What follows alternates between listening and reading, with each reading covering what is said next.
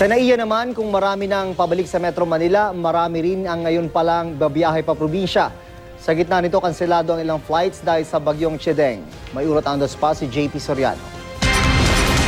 JP.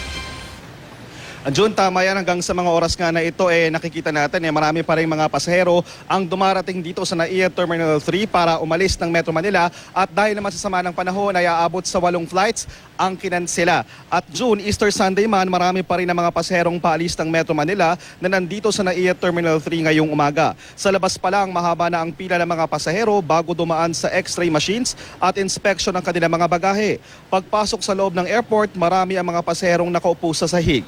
Karamihan sa kanila, sinadyang agahan ang pagpunta sa airport. May ilang pasahero na pauwi na sa kanilang probinsya matapos dito sa Metro Manila mag-Semana Santa. Ayon sa datos ng MIA, umabot sa mahigit 17,000 na pasahero ang umalis dito sa Terminal 3 nitong Miyerkules Santo. Mas mababa sa kaparehong period noong isang taon kung saan umabot daw sa mahigit 19,000 ang umalis. Marami na rin ang mga nag-aabang nakaanak na pasahero sa arrival area.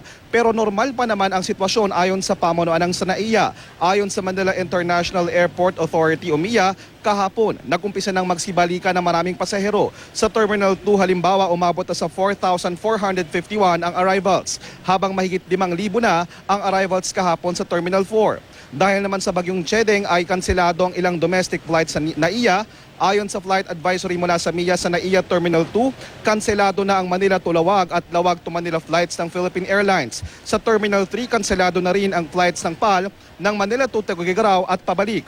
Kanselado rin ng Manila to Lawag, Lawag to Manila flights ng Cebu Pacific.